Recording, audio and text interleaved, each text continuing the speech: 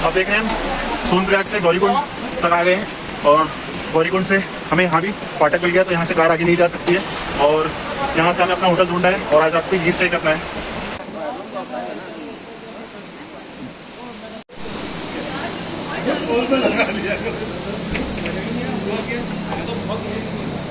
हाय, सुबह के 8 बज रहे हैं और यहाँ हम गौरीकुंड में हमारा होटल है सुनील लॉज। तो यहीं से गौरीकुंड से यात्रा स्टार्ट होती है और आप देख सकते हैं कि यहीं से यहाँ से व्यू कितना अच्छा है। यहाँ पे ये नदी है जो केदारनाथ से ही आती है और वहाँ पे गौरीकुंड है जहाँ पे हम नहाते हैं जाके। अभी हम वहीं पे चलेंगे।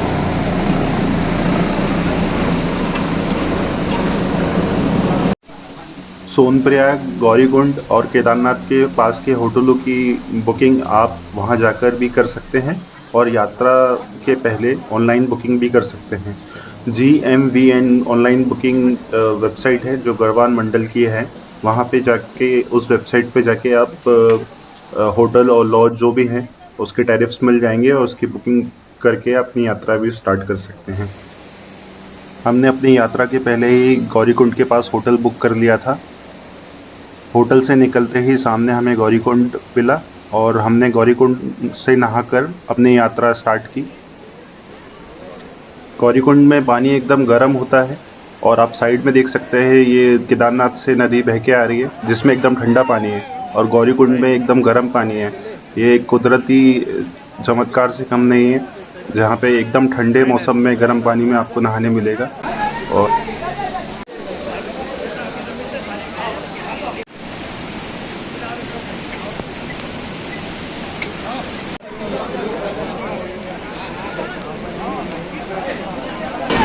हमारा डे 2 स्टार्ट हो चुका है और हमने अपने गौरीकुंड होटल से जर्नी स्टार्ट की है। बारिश अभी भी हो रही है, कंटिन्यू होगी। आप चाहे तो यहाँ से घोड़ा पड़ाव से घोड़ा या खच्चर कर सकते हैं क्योंकि जल्दी कठिन रहती है। जो लोगों की प्रैक्टिस नहीं है वो लोगों को लेना ही पड़ेगा। तो एटलीस्ट केदारनाथ आने से पहले 2-3 महीने की कार्डियो प्रैक्टिस, रनिंग प्रैक्टिस बहुत ज़रूरी है। देखो कितनी बारिश हो रही है और ये घोड़ा पड़ाव का टेंट है, यहाँ से सारी टिकट मिलती है।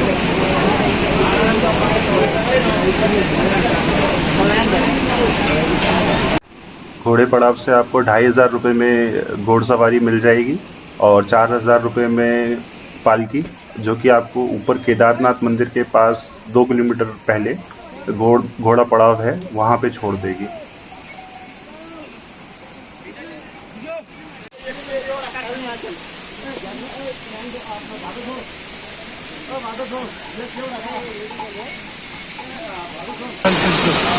चल चुके हैं, हालत ऑलरेडी डाउन हो चुकी है।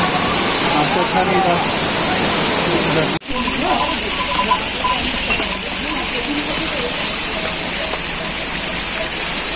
नेचुरल पानी पीने की व्यवस्था, ऐसे ही काम चलाना है पूरे रास्ते पर।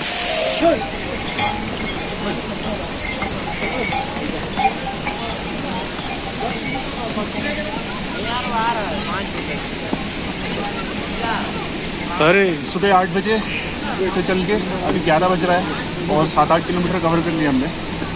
और हमारा फर्स्ट बेस कैंप जंगल चट्टी फ्री वाई जोन भी है और यहाँ खाने को काफ़ी चीज़ें मिल भी जाएंगी, तो ये हमने कवर कर लिया है। तो यहाँ पे बहुत ज़्यादा बारिश के कारण एकदम नेचुरल ब्यूटी जो है एकदम बढ़ चुकी है। आपको हर 500 मीटर में झरने, एकदम खूबसूरत झरने दिखते जाएंगे। जैसे मेरे राइट हैंड साइड देखो कि ये झरना दिख रहा है, वो वाला झरना जो जंगल सिटी में ही तक खूबसूरत झरना दिख रहा है। तो यहाँ पे हम एक ब्रेक लेके नाश्ता वास्ता कर सकते हैं। जैसे कि 4 पॉइंट्स हैं, हमें टारगेट करना है 4 पॉइंट्स को जहाँ पे हमें ब्रेक लेना है, थोड़ा सा कुछ खाना है और पूरा ट्रैक एक बार में ना करके 4 जगह ब्रेक लेके आराम से कर सकते हैं। मैंने अपने शोल्डर बैग में ड्राई फ्रूट्स और कुछ फ्रूट्स रखे थे खाने के लिए जो मेरे रास्ते में काम आए, और पहनने के लिए एक जोड़ी गर्म कपड़े क्योंकि वहाँ पे केदारनाथ में ओवरनाइट स्टे था, हमने पहले से ही होटल बुक की थी। और कुछ मेडिसिन्स रखी थी बेसिक, जो अगर बुखार आए या कुछ प्रॉब्लम हो तो काम आ सके। और क्योंकि बारिश हो रही थी इसलिए मैंने गर्म कपड़ों के साथ रेनकोट भी पहन रखी थी। शूज़ मैंने ट्रैकिंग वाले पहने हुए थे ताकि स्लिप ना हो और वो शूज़ गीले भी नहीं होते हैं, ईज़िली पानी अंदर नहीं जाता है।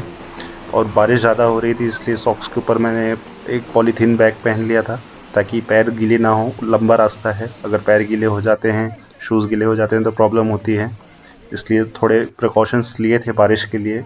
आप शूज़ चाहें तो ट्रैकिंग वाले ले लें, ज़्यादा अच्छा रहेगा। स्पोर्ट्स शूज़ जनरली स्लिप हो जाते हैं।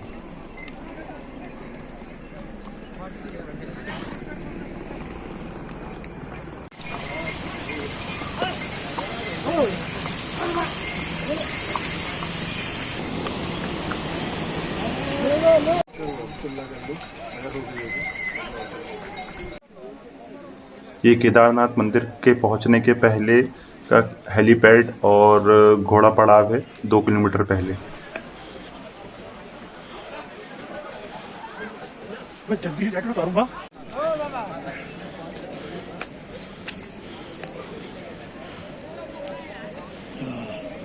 नहीं है।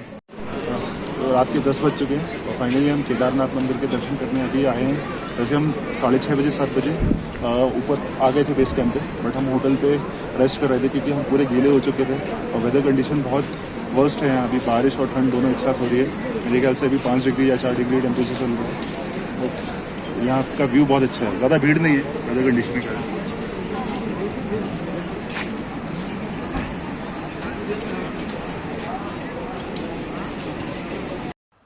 जैसा कि मैंने पहले बताया कि हमने केदारनाथ मंदिर के पास होटल बुक किया हुआ था ओवरनाइट स्टे के लिए। तो पूरी रात रेस्ट करने के बाद नेक्स्ट मॉर्निंग जब हम दर्शन के लिए गए तो बारिश रुक चुकी थी और आसमान साफ था, धूप तेज थी, इसलिए मंदिर और पहाड़ और भी सुंदर दिख रहे थे। पहाड़ों में बर्फ बहुत ही अच्छी दिख रही थी। हमें 1 से 1.5 घंटे लाइन में लगना पड़ा दर्शन के लिए और बारिश ना होने की वजह से हमें कोई समस्या नहीं गई लाइन में लगने से और हमने आराम से दर्शन भी किए। उत्तराखंड में आने से पहले आप पहले से ही रजिस्टर करवा लें उत्तराखंड टूरिज़्म की वेबसाइट से।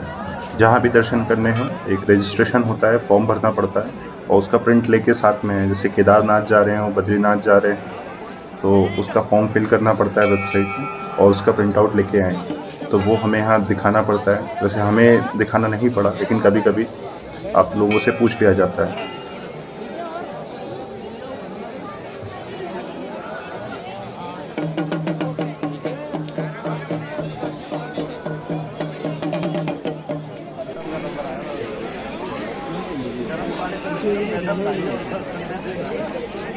मैं पीछे हो जा रहा हूँ।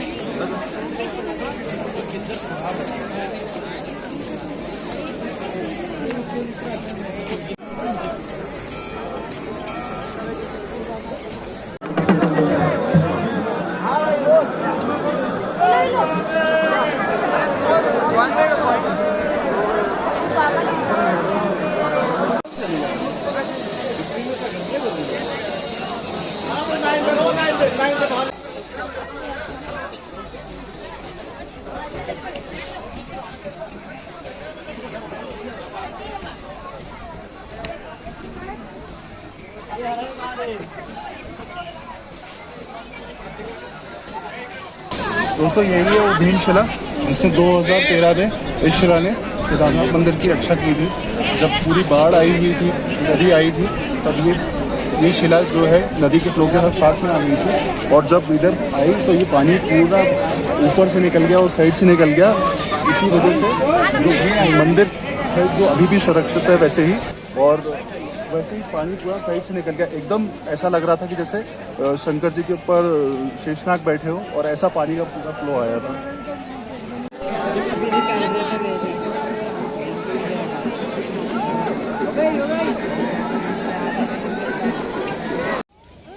और यहाँ लोग मंदिर के पास पत्थर से अपना घर बनाते हैं, पत्थर एक के ऊपर एक रख के।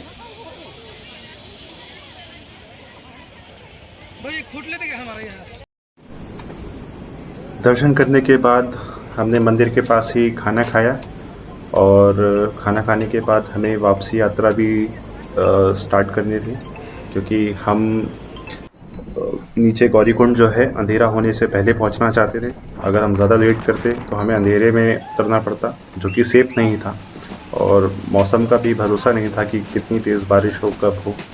हालाँकि जब हम मंदिर से नीचे की यात्रा स्टार्ट करने लगे खाना खाने के बाद, तब थोड़ी देर बाद के बाद फिर बारिश होने लगी, और फिर उसके बाद मौसम खुल गया था। धूप नहीं थी, पर मौसम साफ़ था।